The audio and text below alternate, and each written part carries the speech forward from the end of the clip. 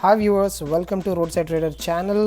ఇవాళైతే మనం ట్రేడింగ్లో 2100 రూపీస్ అయితే మనం ప్రాఫిట్ తెచ్చుకున్నామండి. నేను చేసిన అనాలిసిస్ ఏంటంటే గ్లోబల్గా సెంటిమెంట్ వచ్చేసి చాలా నెగిటివ్గా ఉంది. గ్లోబల్ మార్కెట్స్ వచ్చేసి వీక్గా ఉన్నాయి ఆఫ్ఘనిస్తాన్ ఇష్యూస్ వల్ల. అండ్ ఇండియన్ మార్కెట్ వచ్చేసి లైఫ్ టైం హైస్ని చూసిన తర్వాత డెఫినెట్గా ప్రాఫిట్ బుకింగ్ అనేది జరుగుతుంది. నాలుగోది వచ్చి JSW స్టీల్ స్టాక్ వచ్చేసి చాలా ఓవర్ వెయిటెడ్ ఉంది కాబట్టి దానిలో అయితే కొంచెం కరెక్షన్ వచ్చే ఛాన్స్ చాలా ఉన్నాయి. మనం చూస్తూనే ఉన్నాం, బేభత్సంగా అయితే స్టాక్స్ ఫాలో అవుతున్నాయి. మనమైతే వాళ్ళ సెల్ సైడ్ ఉండటం లేదు బెటర్ ఆప్షన్, ఎందుకంటే ఒకేసారి స్టాక్ ఎంత పడింది కాబట్టి మనకి ప్రాఫిట్ బుకింగ్స్ అనేవి డెఫినెట్గా ఉంటాయి.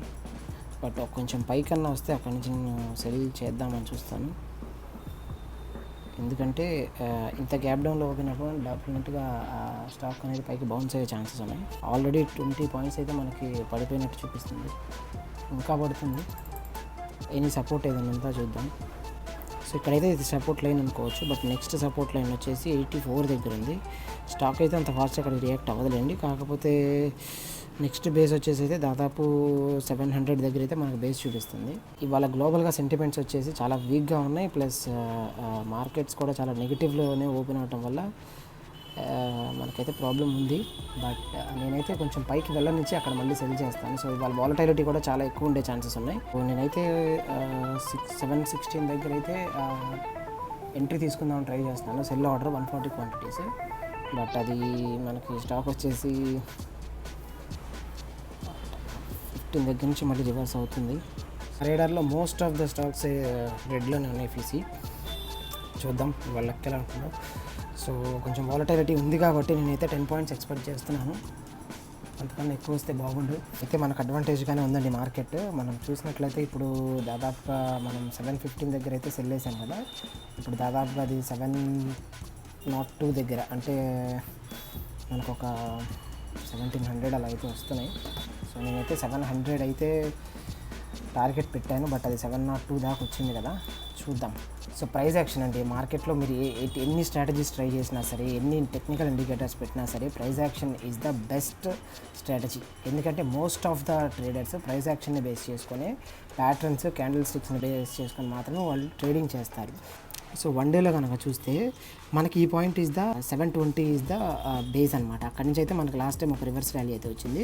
మళ్ళీ చూసుకుంటే ఈ 1700 ఈజ్ ద అనదర్ బేస్. ఇక్కడ నుంచి అయితే మళ్ళీ ఇక్కడైతే ఇక్కడ నుంచి ఒక ర్యాలీ వచ్చింది కదా. సో అట్లా ఇప్పుడు ఇది కనుక మిస్ అయింది అంటే మనకి నెక్స్ట్ వచ్చేసి 690 మన టార్గెట్ అయితే రీచ్ అయిపోయింది. ఇక్కడ చూస్తే నేను 715 దగ్గర అయితే సెల్ తీసుకొని మళ్ళీ 700 దగ్గర అయితే ఎగ్జిట్ చేశాను. టోటల్లీ మనకి 15 పాయింట్స్ అయితే ఇవాళ లాభం వచ్చింది. దానికను మనకి 2100 రూపీస్ అయితే ప్రాఫిట్ ఇవ్వాల.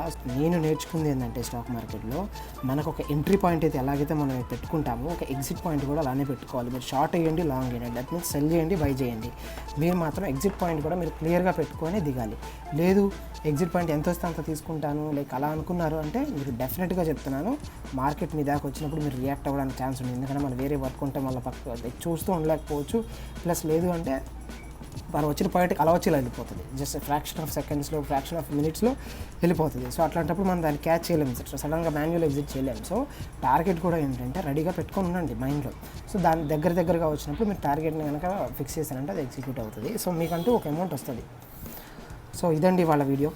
సో వీడియో యాక్చువల్లీ వాళ్ళు కొంచెం చిన్నగా ఉన్నా సో ఎందుకంటే మనకి చాలా ఈజీగా ప్రాఫిట్ వచ్చేసింది. సో నా ఆర్డర్ బుక్ కనుక చూసినట్లయితే ఇవాళ 925కి అయితే నేను ట్రేడ్ తీసుకున్నాను. 55 మినిట్స్ బ్యాక్ అంటే 4 మినిట్స్ బ్యాక్ అంటే 16కి, లైక్ 10-16 అంటే 50 మినిట్స్లో మనం 15 పాయింట్స్ తీసుకొని 2100 ప్రాఫిట్ అయితే చేసామండి. So this is the power of stock market. మీరు బయట ఎక్కడికి వెళ్ళినా సరే 50 మినిట్స్ అంటే 1 అవర్లో మీరు 2000 సంపాదించగలిగే జాబ్ చేయాలంటే మీరు దానికి చాలా కష్టపడాలి, లేదంటే చాలా పెద్ద ప్లానింగ్ ఉండాలి దాని వెనుక. బట్ స్టాక్ మార్కెట్లో చూసారు కదా ఎంత ఈజీగా మనం అన్నీ చేసుకోవచ్చు, బట్ మనకంటూ ఒక నాలెడ్జ్ ఉండాలి. So price action is the best trading strategy. మీరు ప్రైస్ యాక్షన్ మాత్రమే నేర్చుకోండి, technical indicators, technical charts, analysis ఇవన్నీ పక్కన పెట్టండి. ఇప్పుడు ఒక చిన్న అబ్జర్వేషన్, ఇందాక మీకైతే మార్నింగ్ నుంచి మీకు చెప్తానే ఉన్నాను, సపోర్టింగ్ పాయింట్స్ చెప్తున్నాను. ఈ పాయింట్ క్రాస్ చేస్తే నెక్స్ట్ ఆ పాయింట్ దాకా వెళ్ళే అవకాశం ఉందని. నేను మీకు ఇచ్చిన ఫస్ట్ పాయింట్ వచ్చేసి 720. ఎందుకంటే 720 దగ్గర అయితే లాస్ట్ టైము ఒక ఫాల్ తర్వాత మార్కెట్ స్టాక్ ప్రైస్ 720 దగ్గర నుంచి 770 దాకా అయితే వెళ్ళడం జరిగింది. సో దట్ ఈస్ సో ఇవాళ మార్కెట్ ఓపెన్ అవటం అంటే 720ని క్రాస్ చేసేసి పడిపోయింది కాబట్టి నెక్స్ట్ సపోర్టింగ్ పాయింట్ వచ్చేసి 700 అని చెప్పాను.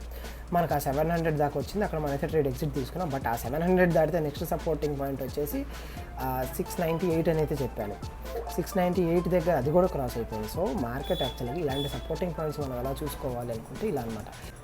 ఎప్పుడైతే అది 685 దగ్గర అయితే వచ్చిందో అక్కడ రెసిస్టెన్స్ తీసుకొని అయితే పైకి వెళ్తుంది.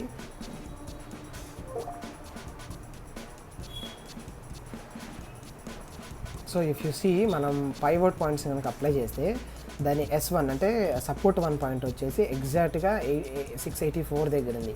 684 దాకా అయితే స్టాక్ వచ్చి అక్కడి నుంచి అయితే మళ్ళీ రీబౌన్స్ అవటం అయితే స్టార్ట్ అయిందనమాట. సో ఇట్లాగా మార్కెట్లో మేజర్గా సపోర్ట్స్ అండ్ రెసిస్టెన్స్ బేస్కొనే ప్రైస్ యాక్షన్ ట్రేడింగ్స్ జరుగుతాయి. ఎప్పుడైతే మనం సపోర్ట్ పాయింట్స్ రెసిస్టెన్స్ పాయింట్స్ చూసుకుంటూ కూడా ట్రేడ్ చేస్తే మనకు మంచి లాభాలు వచ్చే అవకాశం ఉంది స్టాక్ మార్కెట్లో. మీరు ప్రైస్ యాక్షన్ ట్రిక్స్ కనుక నేర్చుకున్నారంటే మార్కెట్ మీకు ఆల్వేస్ డబ్బులు ఇస్తుంది. అసలు మార్కెట్ ఉందే మనకు డబ్బులు ఇవ్వడానికి. This is my favourite dialogue. Okay, thank you so much for watching.